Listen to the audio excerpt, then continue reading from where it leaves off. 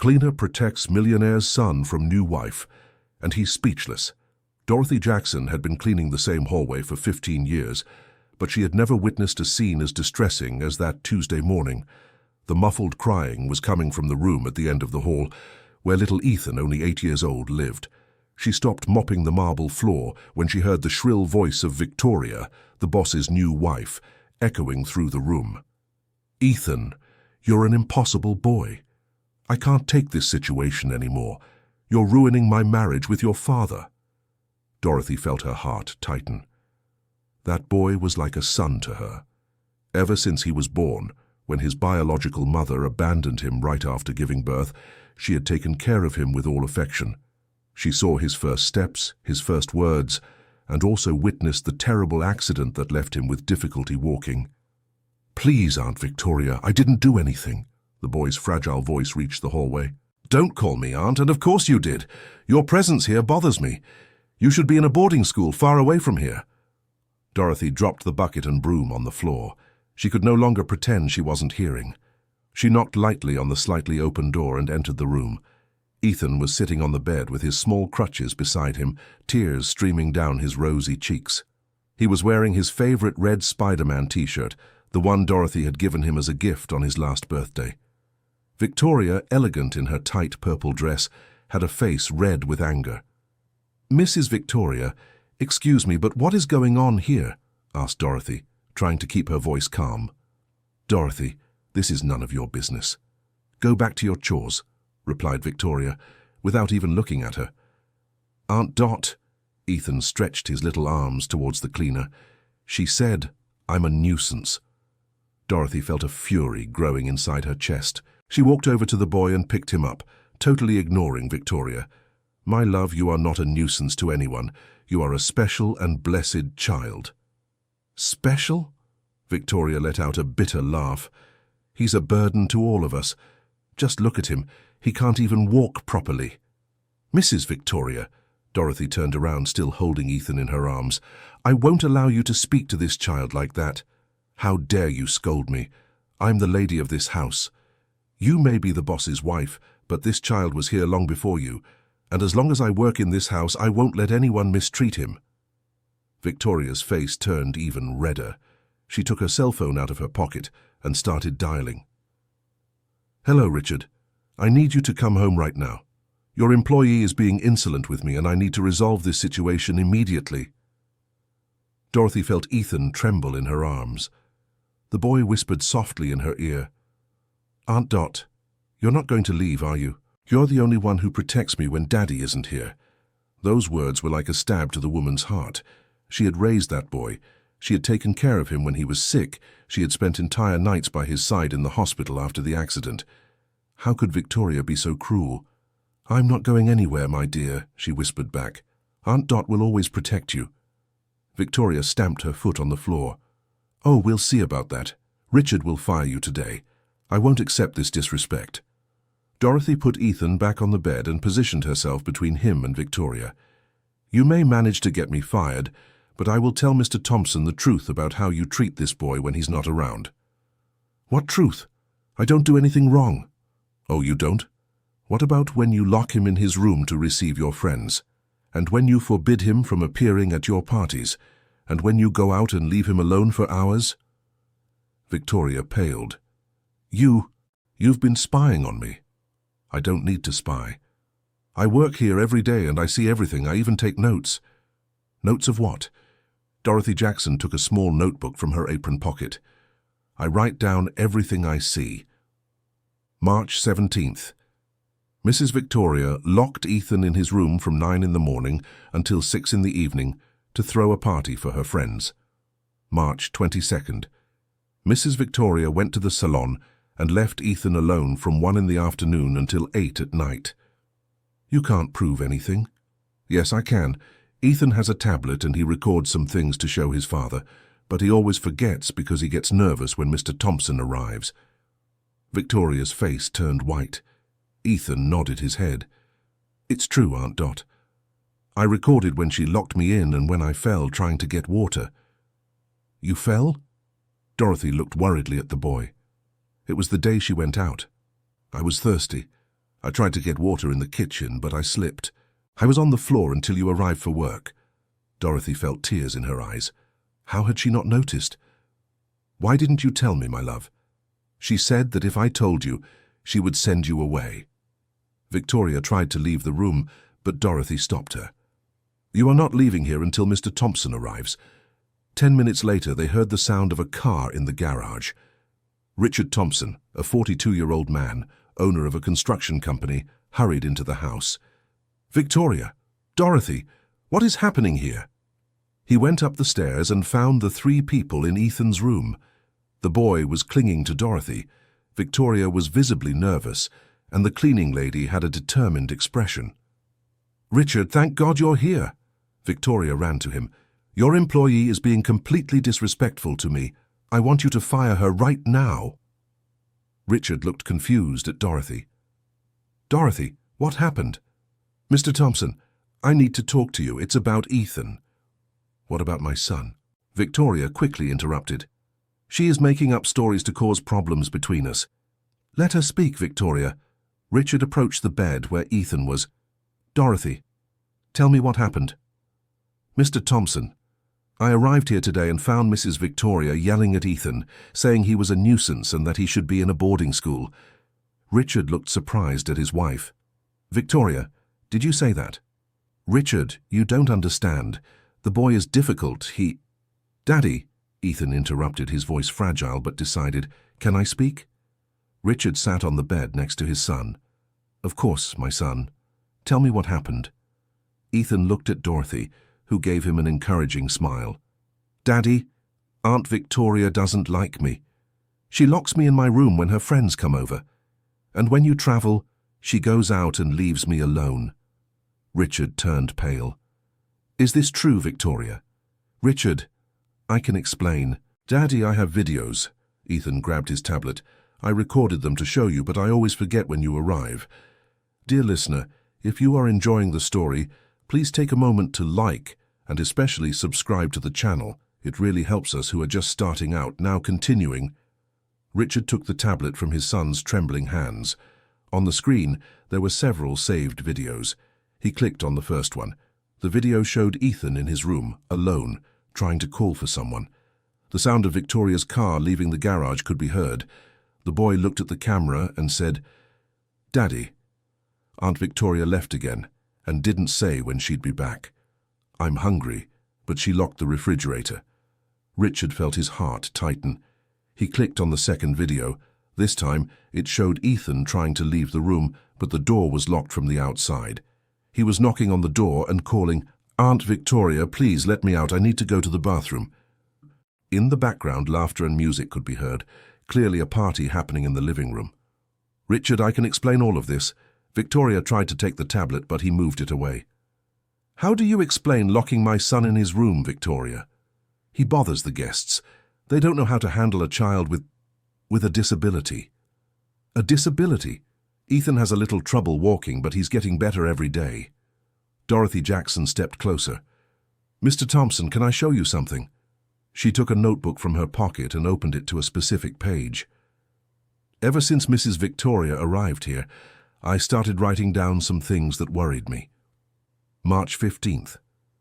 Ethan was walking without his crutches in the morning, but Mrs. Victoria scolded him, saying he was making too much noise, and told him to use the crutches again. Richard looked at his wife in disbelief. "Victoria, Ethan was walking without support?" "Richard, he makes too much noise when he walks normally. The neighbors complain." "What neighbors? Our house is isolated." Dorothy continued reading. March 20th. Mrs. Victoria cancelled Ethan's physical therapy, saying it was an unnecessary expense. "You cancelled the physical therapy?" Richard stood up, visibly upset. "Victoria, that physical therapy was essential for his recovery." "Richard, the boy is never going to walk completely normally. Why waste money for nothing? How dare you decide that on your own?" Ethan tugged on his father's sleeve. "Daddy, can I tell you something?" "Of course, son. Aunt Dot pays out of her own pocket for a physical therapist to come here on your travel days. She said it was important for me to get better." Richard looked at Dorothy, who nodded in confirmation. "It's true, Mr. Thompson. My sister is a physical therapist. She comes here when you're traveling and works with Ethan. He's improving a lot. Dorothy, you've been paying for physical therapy for my son? Mr. Thompson, this boy is like a son to me. I saw him being born. I took care of him when his birth mother left. I couldn't let him regress. Richard felt his eyes fill with tears. He turned to Victoria, who was visibly uncomfortable. Victoria, how can you be so cruel to a child? Richard, you don't understand. When I married you, I thought it would be different. I thought we would have a normal life without complications. Complications? You're talking about my son. He will always need special care. That's not what I wanted for my life. Ethan began to cry softly. Dorothy picked him up again. My love, don't cry. You are perfect just the way you are. Richard stepped closer and stroked his son's hair. Ethan, Daddy is here now. No one will mistreat you anymore. Daddy, I don't want Aunt Dot to leave. She's the only one who really takes care of me. Richard looked at Dorothy with gratitude. Dorothy, forgive me. I should have noticed what was happening. Mr. Thompson, you work very hard to give Ethan the best. You don't need to blame yourself. But I do. I'm his father. I should have noticed he was suffering. Victoria, who had remained silent, decided to try one last move. Richard, perhaps we can resolve this another way. I have some news to share. Everyone looked at her. I'm pregnant. Silence filled the room. Richard was speechless for a few seconds. Pregnant? Are you sure? Of course I'm sure. I took the test yesterday. Dorothy remembered something. That morning, while cleaning the master bathroom, she had found 2 pregnancy tests in the trash. Both were negative. Mrs. Victoria, are you sure you're pregnant? Of course I am. Why do you ask? Because this morning, when I cleaned your bathroom, I found 2 pregnancy tests in the trash. Both were negative. Victoria turned completely pale. Victoria, Richard stepped closer to her. Show me the positive test, and I accidentally threw it away. Along with the 2 negatives that Dorothy found. Victoria began to cry. Richard, I just wanted to save our marriage. I thought if you knew we were going to have a child together, it would be different. By lying to me, I would do anything not to lose you. Ethan, who had observed everything in silence, said something that surprised everyone. Daddy, I don't want a mother who needs to lie. I prefer someone who really takes care of me, like Aunt Dot. The innocence and wisdom of those words touched Richard deeply. He looked at his son, then at Dorothy, and finally at Victoria. Victoria, I think we need to talk. Alone. Richard, please, we can work this out. We'll talk downstairs. Dorothy, can you stay with Ethan, please? After Richard and Victoria left, Dorothy sat on the bed next to Ethan. Aunt Dot, do you think Daddy is going to send you away? I don't know, my love. But even if he does, I will always be cheering for you. I don't want you to go away. You're like my real mother. Dorothy felt her heart warm with those words. And you are like my real son, Ethan. Downstairs, the argument between Richard and Victoria was intense. Richard, I know I was wrong, but we can fix this. Victoria, you lied about a pregnancy, mistreated my son, and on top of that, you tried to hide the truth about everything from me. I can change. I can learn to handle Ethan better. Learn? Victoria, we're dealing with a child, not an object, and a child who has already suffered too much in life. Richard, please give me a chance. How many chances did you give my son? How many times did you put yourself in his place? Richard stopped in front of the window, looking at the garden where Ethan used to play. You know, Victoria, when I met you, I thought that finally Ethan would have a mother figure, someone who would love him like I do. Richard, but you never even tried. From day one, you saw my son as a problem to be solved. I wasn't prepared to deal with a child with special needs. Then why weren't you honest from the start? Why did you pretend to accept? Victoria didn't know what to say. Richard, what if I promise I will change? Victoria, some things don't change with promises. What you feel for Ethan comes from within. And if inside you there is only rejection, no promise can fix that. At that moment they heard footsteps on the stairs. It was Dorothy coming down with Ethan in her arms. Mr. Thompson, sorry to interrupt, but Ethan wants to say something. Richard approached. What is it, son? Daddy, I was pretending to be worse than I really am. What do you mean? I've been able to walk without the crutches for a long time, but I pretended I couldn't. Richard was confused. Why did you do that, Ethan? Because I was afraid that if I got better, you wouldn't need Aunt Dot anymore, and I didn't want her to go away. Richard felt a lump in his throat. His son had pretended to be worse to protect the person who truly cared for him. Ethan, Dorothy is never going to leave because you get better. She takes care of you because she loves you, not because you need help. Is it true, Aunt Dot? Dorothy smiled through her tears. It's true, my love. Even if you became an Olympic athlete, I would still want to take care of you. Ethan smiled for the first time that day. So can I show you how I really walk? Of course, son.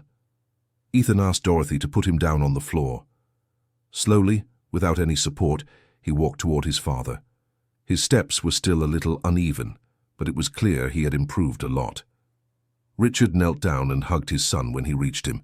Ethan, you are walking wonderfully well. It's because Aunt Dot always encouraged me to practice when you weren't here. Richard looked at Dorothy with immense gratitude. Dorothy, how can I ever thank you? No need to thank me, Mr. Thompson.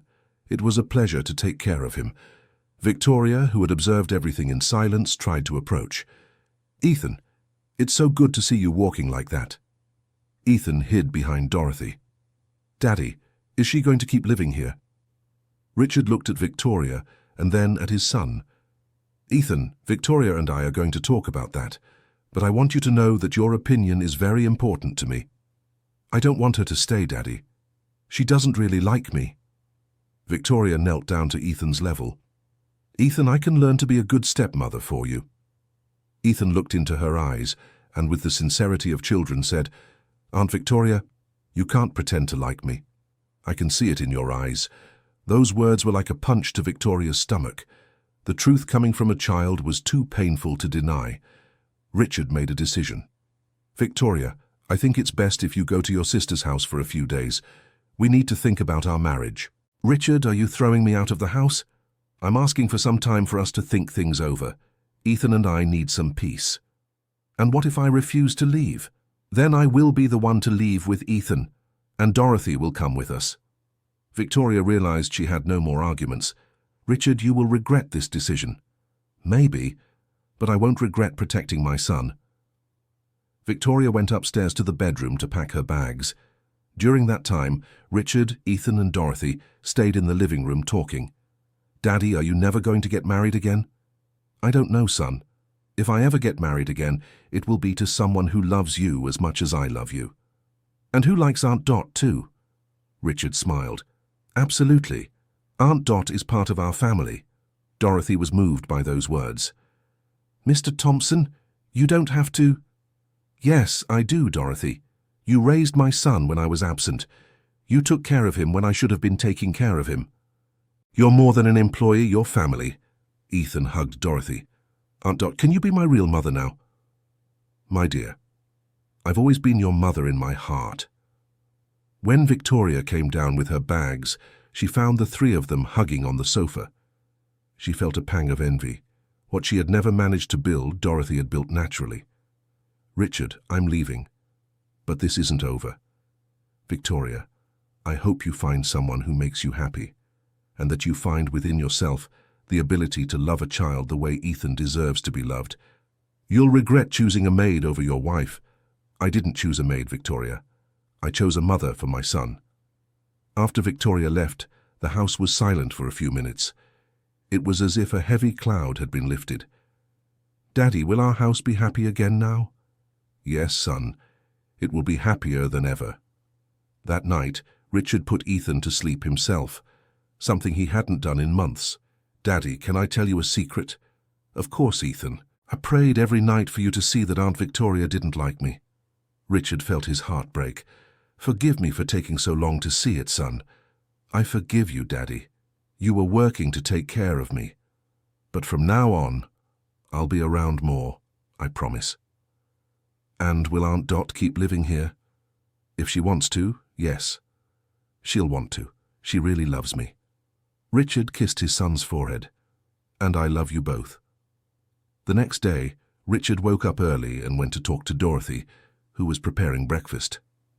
"Dorothy, I need to talk to you." "Yes, Mr. Thompson." "First, I want to apologize for everything that happened. I should have realized sooner how Victoria was treating Ethan." "You don't need to apologize. You were working to give him the best." "But that's no excuse. A father needs to be present in his child's life." Dorothy continued preparing the coffee, not knowing what to say. "Dorothy, I want to make a proposal." "What kind of proposal?" "I want you to live here officially, not as an employee, but as, well, as family." Dorothy stopped what she was doing. "Mr. Thompson, I don't understand." "I want you to be the housekeeper, with a fair salary, your own room, and most importantly, that you be recognized as the mother Ethan chose to have." Dorothy felt her eyes fill with tears. "Mr. Thompson, I don't know what to say." "Say you accept. Ethan needs you, and I do too." "But what will people say?" "That I finally did the right thing."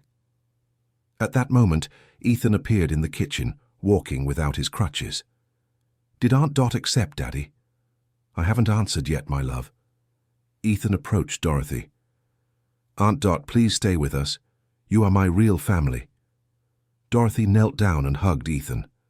"Of course I'll stay, my love. Forever." Richard smiled seeing that scene.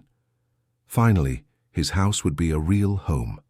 Dear listener, if you are enjoying the story, please take a moment to like and especially subscribe to the channel. It helps us a lot as we are just starting out, now continuing.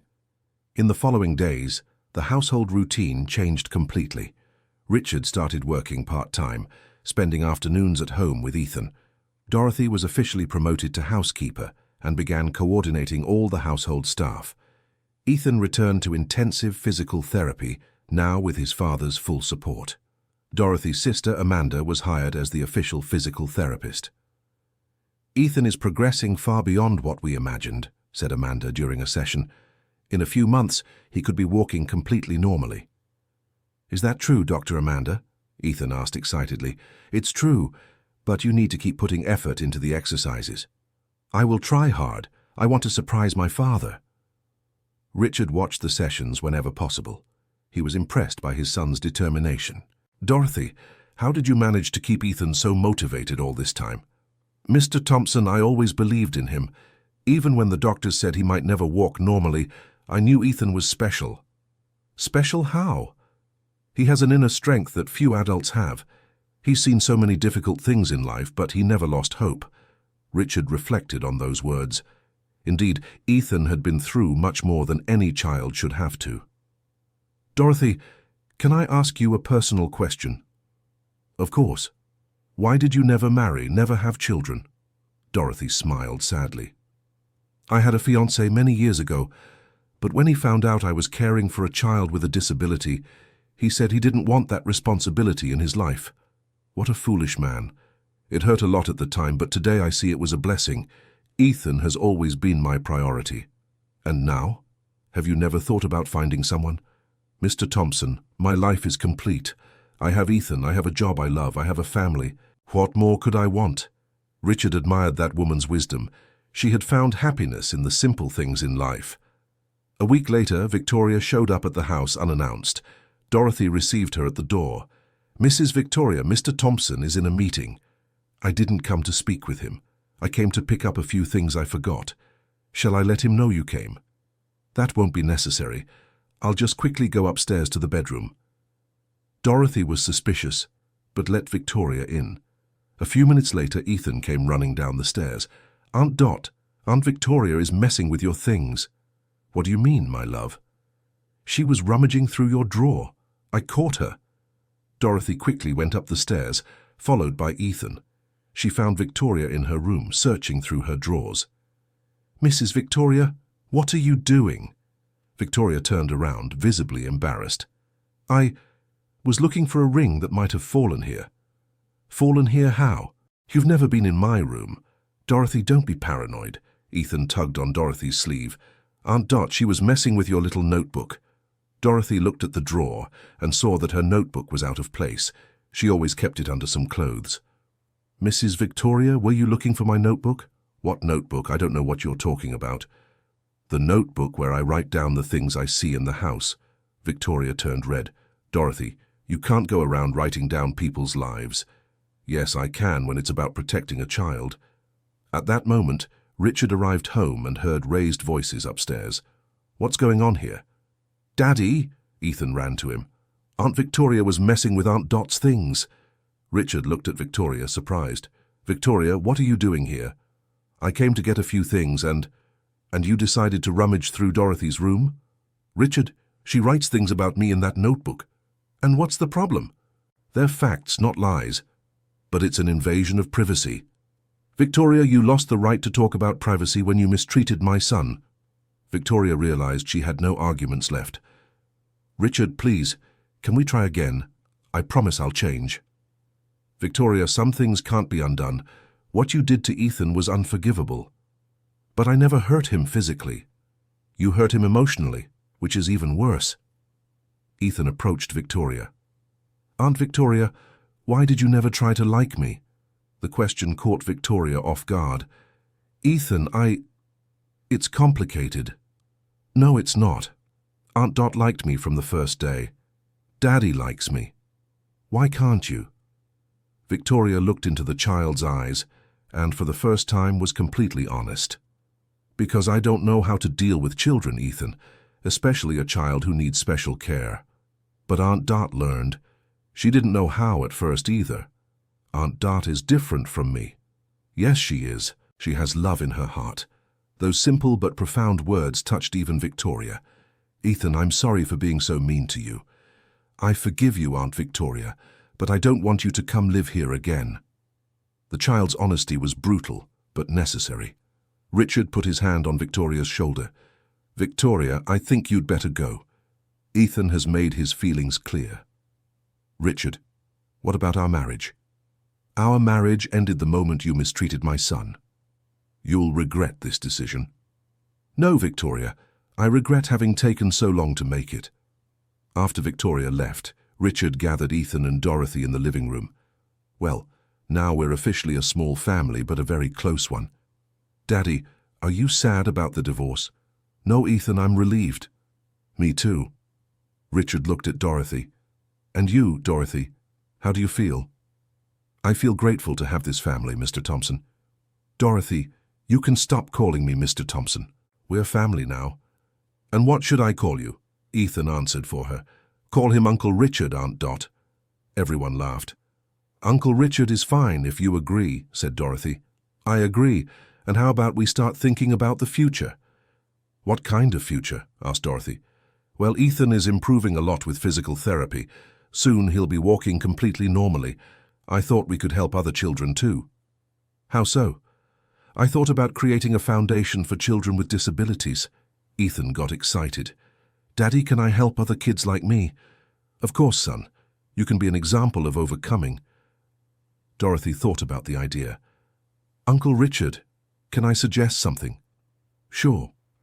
How about, instead of a foundation, we turn part of the house into a community center? What do you mean? A place where parents can bring their children with disabilities and learn how to better care for them, and where the children can spend time together and help each other. Richard was delighted with the idea. Dorothy, that's a brilliant idea. And I can teach other kids to walk better, said Ethan excitedly. It's a wonderful idea, my love. In the following months, Richard began planning the adaptation of the house. He hired architects to create access ramps, installed physical therapy equipment, and created a large common room. Dorothy went to study about special care for children with disabilities. Ethan continued his physical therapy with even more determination, knowing he could soon help other children. Aunt Dot, when I can walk completely normally, will other kids believe they can do it too? Absolutely, Ethan. You will be an inspiration to them. And will you take care of all of them like you take care of me? Yes, I will, but I will always take care of you first. Ethan smiled and hugged Dorothy. Aunt Dot, can I call you Mom? Dorothy felt her heart race. Would you like to call me Mom? Yes, you are my real mom. Then you can call me Mom, my son. Richard watched that scene from the doorway, his eyes filled with tears of happiness. Finally, Ethan had the family he always deserved. Dear listener, if you are enjoying the story, please take a moment to like and especially subscribe to the channel. It really helps us who are just starting out. Now continuing. 6 months later, Ethan's community center was inaugurated. Richard had chosen that name in honor of his son, who became the project's biggest supporter. On Inauguration Day, many families with children with disabilities attended. Ethan, who now walked almost completely normally, greeted each child personally. "Hi, what's your name?" he asked a girl his own age who used a wheelchair. "Emma, and you?" "Ethan, would you like me to show you our physical therapy room?" "Do you do physical therapy too?" "I do. Before I walked with crutches, just like you will one day." "Do you really think I will walk up? I'm sure. My mom always says that when we believe and work hard, anything is possible." Emma smiled excitedly. "Your mom must be really nice. She's the best mom in the world. Do you want to meet her?" Ethan took Emma to Dorothy, who was organizing the day's activities. "Mom, this is Emma. She wants to learn to walk too." Dorothy knelt down to Emma's level. "Hi, Emma. It's so nice to meet you. You're going to like it here a lot." "Are you really Ethan's mom?" "Yes, I am. His mom in my heart." "He's so lucky. My parents sometimes get sad because of me." Dorothy felt her heart tighten. "Emma, your parents love you very much. Sometimes they get sad not because of you, but because they want you to be happy." "It's like my dad used to be," said Ethan. "He was sad because he wanted me to get better. And now you are better." "I am, and you will get better too." Richard watched that scene from afar, talking to Emma's parents. "You'll see that your daughter will progress a lot here," he said. "Ethan is living proof that with love and persistence, anything is possible." "Mr. Thompson, thank you for creating this space," said Emma's mother. "We've been looking for a place like this for a long time. The credit isn't mine. It's Dorothy's who had the idea, and Ethan's who inspired it all." Throughout the day, various activities were held. Dorothy coordinated everything with the help of a team of physical therapists and psychologists. Ethan was the official assistant, helping the other children and telling his story of overcoming. "Ethan, can you tell everyone how you managed to walk without crutches?" asked a mother during one of the talks. Ethan stood up and walked to the front of the room. "I managed it because my mom never gave up on me. Even when the doctors said I might never walk normally, she kept believing." "Your biological mother?" "No, my heart mother, Aunt Dot. She took care of me since I was a baby and never let me give up." "And your father?" "My father works very hard to take care of me. Sometimes he was late getting home, but it was always because he wanted to give me the best." Richard was moved to hear those words. "Ethan, what would you say to other children who are feeling discouraged?" "I would say they should believe in themselves and find people who believe in them too, just like I found my mother, Dorothy." Everyone present was moved by the boy's simplicity and wisdom. At the end of the day, when all the families had left, Richard, Dorothy, and Ethan sat in the garden to talk. "Mom, do you think we helped the children today?" "I'm sure we did, my son." "Dad, are you proud of me?" "Very proud, Ethan. You were amazing today." "And of you too, Mom. You're the best coordinator in the world." Dorothy smiled. "Thank you, my love." Richard looked at that scene and felt immense gratitude. His family was complete, not in the way he had imagined in the past, but in the way that truly mattered. "Dorothy, can I ask you a question?" "Of course." "Are you happy?" "Very happy, Richard. I have everything I ever dreamed of, a wonderful son, a job I love, and a family that accepts me. And you, Ethan, are you happy?" "Very. I have the best dad and the best mom in the world. Even though our family is a little different." "Dad, family isn't who you're born to. Family is who chooses to stay together."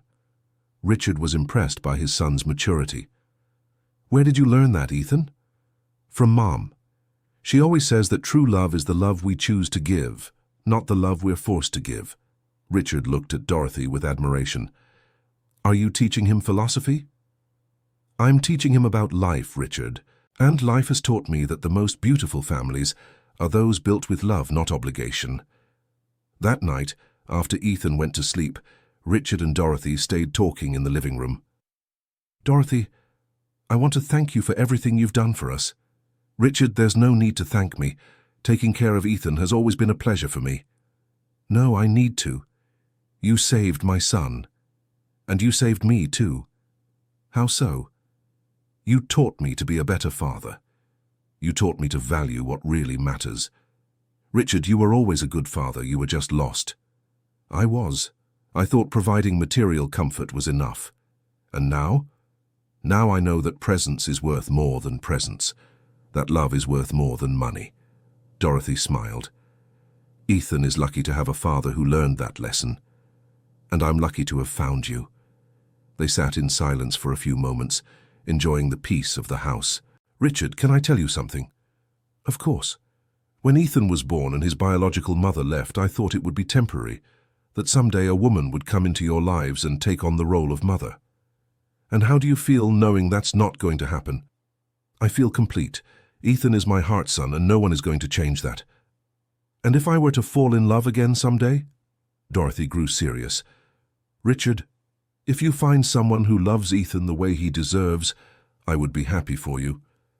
And if that person didn't accept you as his mother, then she wouldn't be the right person for you." Richard smiled. "You're right. Any woman who comes into our life will have to accept our family as it is." "Exactly." In the following months, Ethan's community center became a benchmark in the city. Many families visited the place regularly, and many children showed surprising progress. Ethan became a bit of a local celebrity. His story of overcoming adversity inspired not only children but also the adults who visited the center. "Ethan, how do you feel about being an example for other people?" asked a journalist who was doing a story about the center. "I feel happy because I can help. But I'm not special, no. Any child can do what I did. What's needed for that? To have someone who believes in us, like I have my dad and my mom." "Your biological mother?" "No, my real mother, Dorothy. She's the one who raised me and always believed in me." The journalist became curious. "Ethan, can you tell us your story?" Ethan looked at Dorothy, who was nearby, and she nodded positively. "I can. When I was a baby, my biological mother left. Then Aunt Dot, who worked here at our house, started taking care of me." "And what was it like when you had the accident?" "I was very sad because I couldn't walk properly, but Mom Dorothy never gave up on me. She did physical therapy with me, cheered me up when I was feeling down, and always said I would get better." "And your father?" "My father always worked very hard to take care of me. Sometimes he was late coming home, but it was to be able to pay for my treatments." "Ethan, what would you say to other children who are going through difficulties?" "I would say that they should never give up, and that they should look for people who believe in them. A real family isn't just those you're born to, it's those who choose to stay together." The interview aired on local television and moved many people. Several families contacted the center after watching the story. Richard watched his son's interview with great pride. "Dorothy, did you see how well Ethan expressed himself?" "Yes, I did. He's growing up very mature." "That's thanks to you. You raised him very well." "Richard, raising a child is the responsibility of the whole family. You contributed a lot too. But you were there day to day. You're the one who faced the difficulties alongside him." Dorothy reflected on those words. "Richard, can I tell you something?" "Of course." "Sometimes I'm afraid that Ethan will grow up and not need me anymore."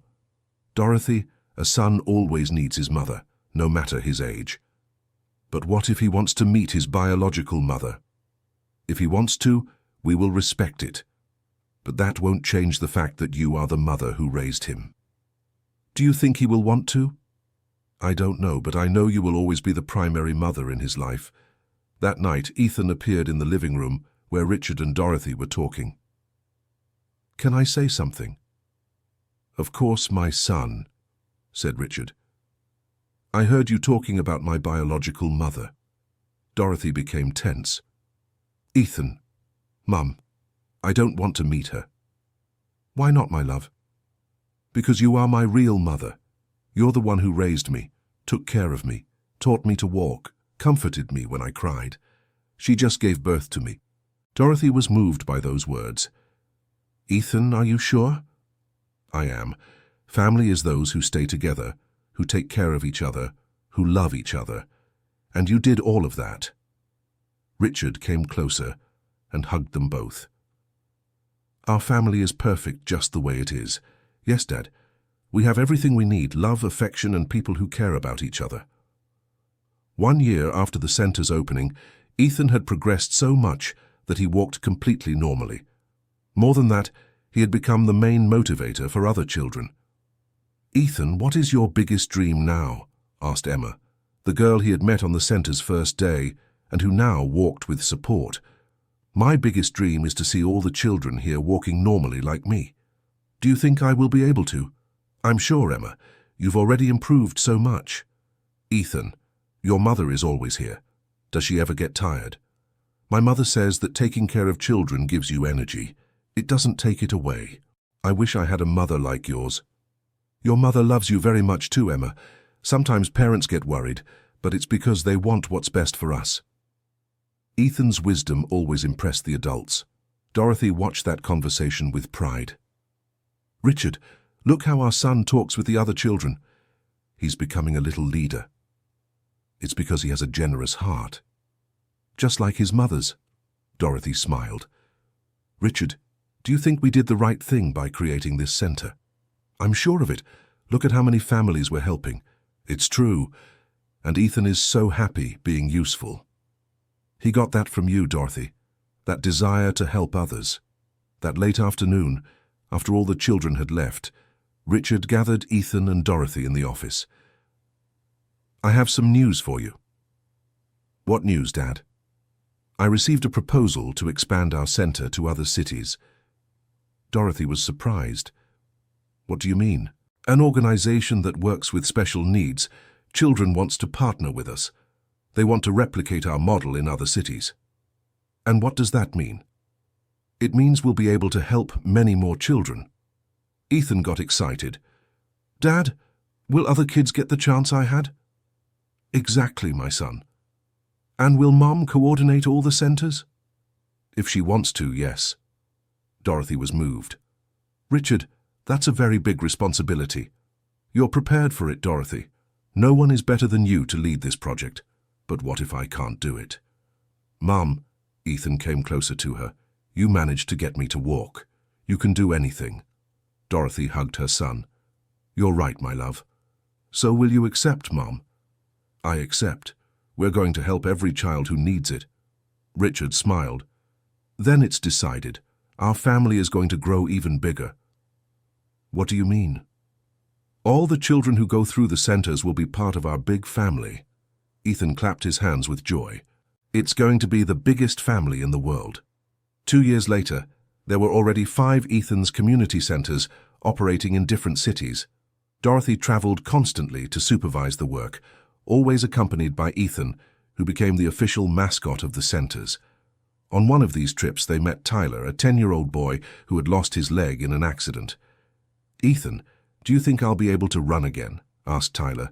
"Of course you will. With a prosthesis and physical therapy, you'll run even faster than before." "Are you sure?" "I am. My mom always says our body has limits, but our willpower doesn't." "Your mom must be very wise." "She's the wisest person I know. Do you want to meet her?" Ethan took Tyler to Dorothy. "Mom, this is Tyler. He wants to run again." Dorothy knelt down to Tyler's height. "Hi, Tyler. Of course you'll run again. Do you know any Paralympic athletes?" "I know some from TV." "Well, there you go. They are proof that we can overcome any difficulty." "Do you think I could be an athlete?" "I think you can be anything you want, Tyler. You just have to believe and work hard." Tyler smiled hopefully. "Ethan is lucky to have a mum like you. And I'm lucky to have a son like Ethan." That night, in the hotel, Ethan talked with Dorothy. "Mum, are you tired of traveling so much?" "No, my love. I'm happy seeing that we can help so many children." "I'm happy too. But sometimes I miss home." "I miss it too, Ethan." "How about we reduce the traveling? Can we do that?" "We can. We'll train more people to coordinate the centers. That way we won't need to travel as much. And will we have more time to spend with Dad? Yes, we will. Mom, can I tell you a secret? Of course, my son. Sometimes I'm afraid that you'll get tired of taking care of me. Dorothy stopped packing the suitcases and looked at Ethan. Ethan, come here. She picked him up, even though he was already big. My son, a mother never gets tired of caring for her child. You can get old, you can grow up, you can have your own children, but you'll always be my baby. Even when I'm an adult? Even when you're a grandpa? Ethan laughed. Then you're going to be a very old grandma. Yes, I am, and I'm going to be the happiest grandma in the world. Mom, can I ask you a question? Of course. Do you regret not having children of your own? Dorothy was surprised by the question. Ethan, you are my son. But I didn't come from your belly. My love, a child isn't just someone who comes from your belly. A child is someone you raise with love. So I'm your real son? You are my son of the heart, which is even more special. Ethan hugged Dorothy tightly. I love you, Mom. I love you too, my son. More than anything in this life. When they got back home, Richard greeted them with a surprise. I have some very good news for you. What news, Dad? Ethan's community center has been recognized as the best social project in the state. Dorothy was moved. Really, Richard? Yes, really. And there will be an awards ceremony next week. And will I get a trophy? Asked Ethan excitedly. We are going to get a trophy, because this project is ours, all three of ours. Dad, can I invite all the kids from the centers to the ceremony? Of course, my son, they are part of our family. On the night of the ceremony, Ethan gave a speech that moved the entire audience.